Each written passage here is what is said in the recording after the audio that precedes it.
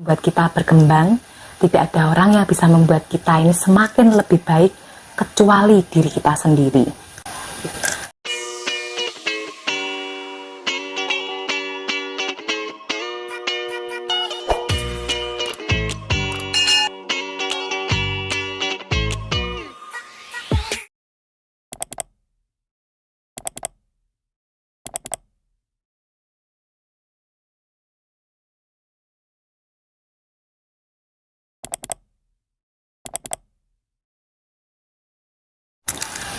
Definisi marketing adalah kegiatan mempromosikan produk atau jasa.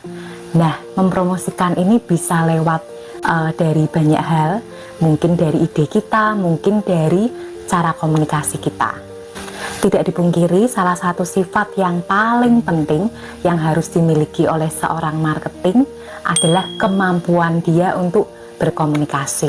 Kemampuan berkomunikasi ini kita bisa pelajari ya. Dulu aku ini termasuk orang yang nggak bisa ngomong, bukan hanya nggak bisa ngomong, tapi memang nggak suka ngomong ya.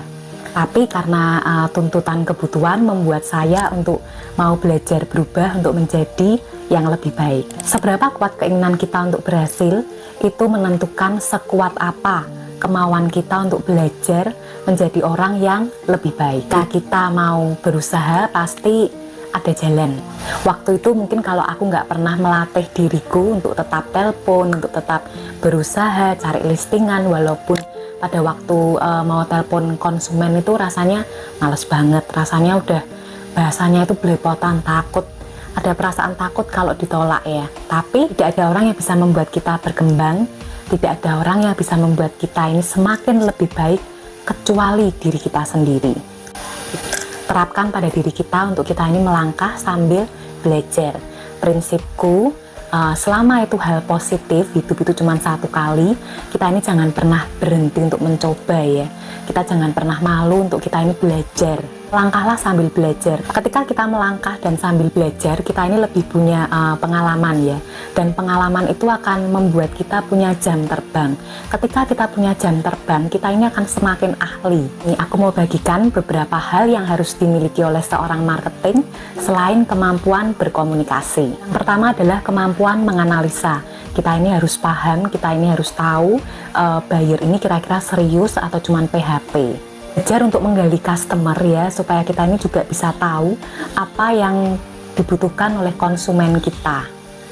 Kalau konsumen kebutuhannya rumah 100 meter, kita nggak mungkin kan tawarin dia ini rumah yang luasnya 200 meter. Tidak sesuai dengan kebutuhan yang mereka cari. Bagaimana kita bisa tahu kebutuhannya? Misalnya, kita aja nggak pernah ketemu dengan konsumen, kita bisa mungkin lewat phone atau mungkin kalau yang kita barusan kenal konsumennya mungkin bisa lewat WhatsApp ya, kita sedikit mungkin basa-basi ya, jangan langsung to the point.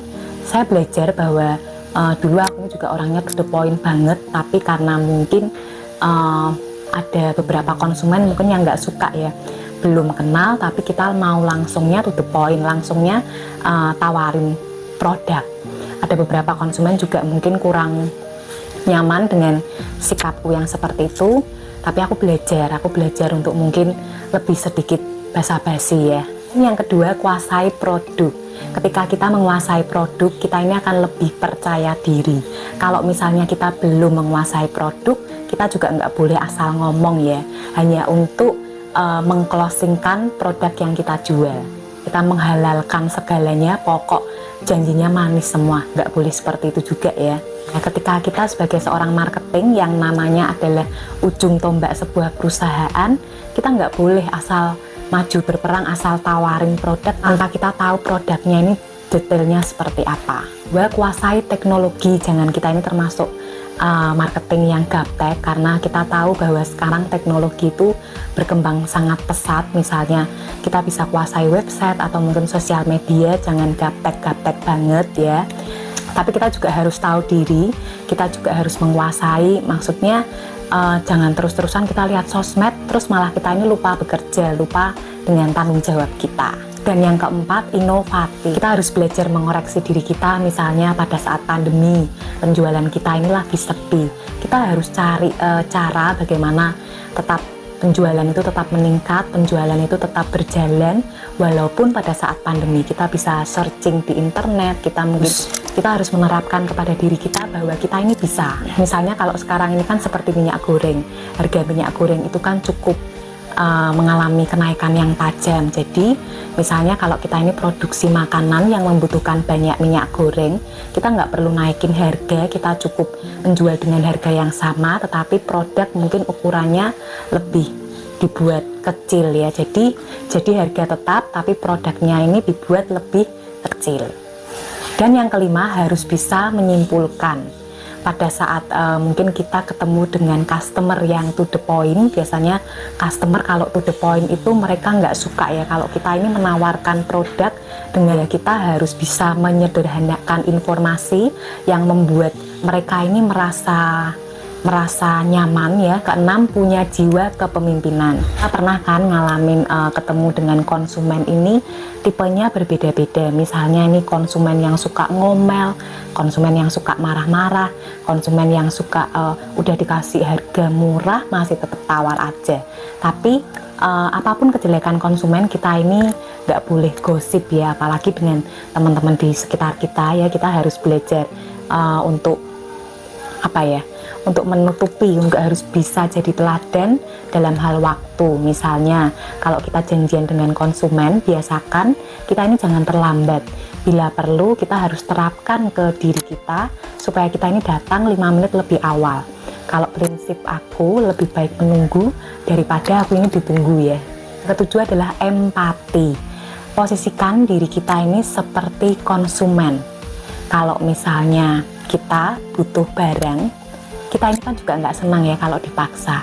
Jadi jangan pernah memaksa konsumen untuk konsumen ini membeli produk kita. Kita bisa kasih mungkin masukan, mungkin kita bisa berikan manfaat-manfaat dari produk kita. Ada kan tipe marketing itu sukanya memaksa konsumen, sukanya ditelepon terus sehari sampai 5 kali, besok ditelepon lagi, nanti di WA. Nah, jangan seperti itu.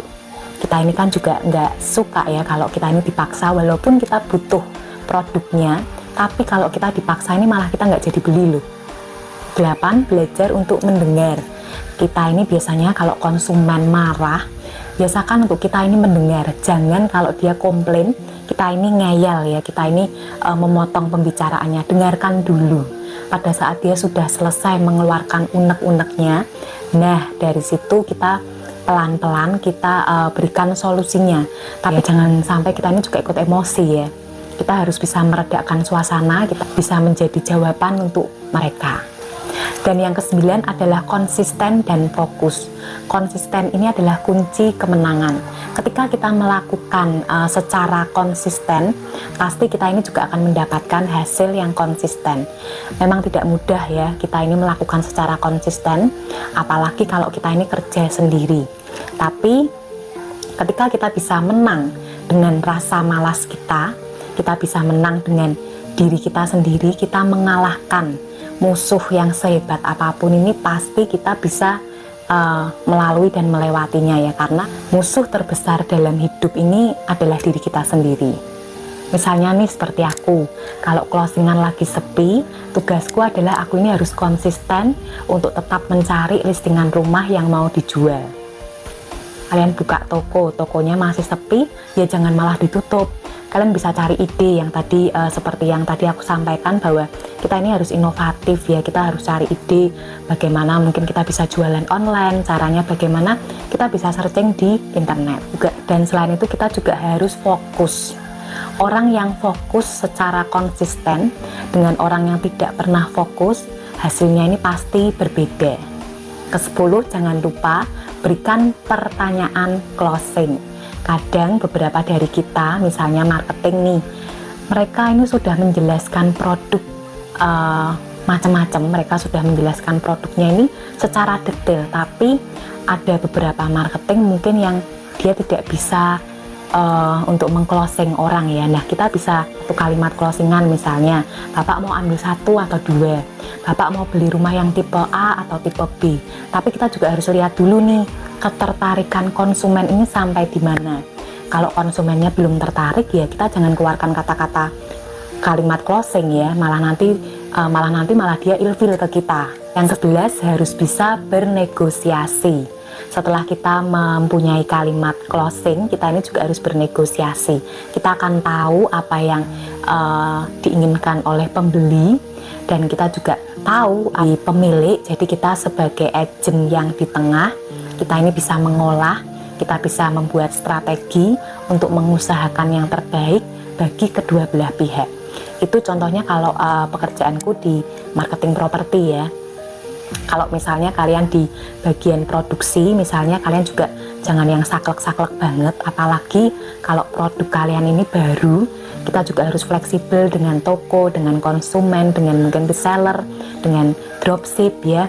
Kita juga nggak boleh yang punya aturan yang ketat-ketat banget, tapi kita juga harus fleksibel supaya produk kita ini masuk dulu di pasar. Yang terakhir adalah after sales. Jangan lupa kalau kita ini sudah menjualkan produk, kalau konsumen butuh kita, kalau kita di telepon ini jangan slow respon ya, walaupun konsumen sudah closing dengan kita. Kita harus memberikan pelayanan yang terbaik untuk konsumen supaya kita ini bisa direferensikan oleh temannya atau mungkin relasinya. Sekian videoku, next aku akan share lagi ke kalian. Jangan lupa kalian like, share, komen, dan subscribe di channel YouTube aku.